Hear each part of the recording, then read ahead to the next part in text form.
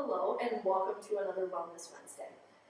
I have talked a little bit about how we can use different resources like having an attitude of gratitude and how meditation can help reduce the amount of stress that our body is dealing with.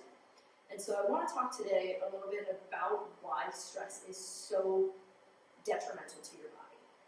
But I want to start off with saying not all stress is bad. We do have different controlled stresses in our life. Exercise is one of those things where we have an elevated stress response due to the nature of what exercise does to us. It puts us in that fight or flight, but it is controlled for a certain amount of time.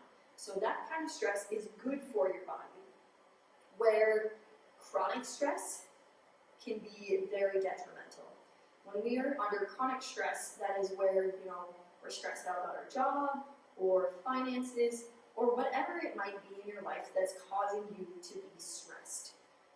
Those things, when we're not having that calm down moment from that response, that is where our stress becomes detrimental.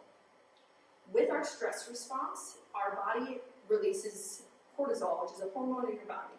And ideally, in an unaffected stress response, the body senses a higher level of cortisol, which leads to a string of different reactions in your body that eventually reduces the amount of cortisol that gets secreted into your blood. But over time, the receptors in your body that sense that cortisol, if it is overstimulated, they become less sensitive to cortisol. So over time, if we have too much cortisol in our blood, our body no longer has that fast response to reduce our cortisol levels. And a lot of different systems in our bodies have those receptors for cortisol.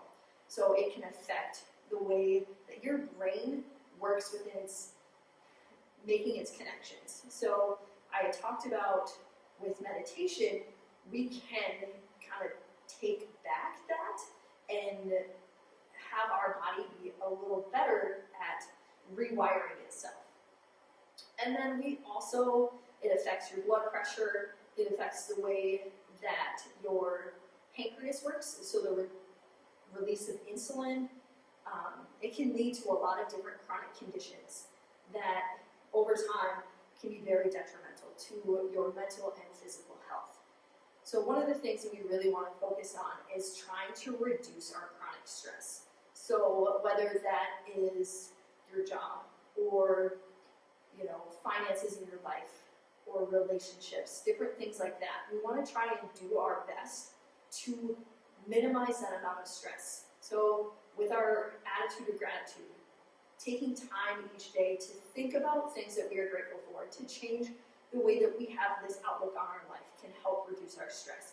Meditating can help kind of clear our mind, reduce that stress.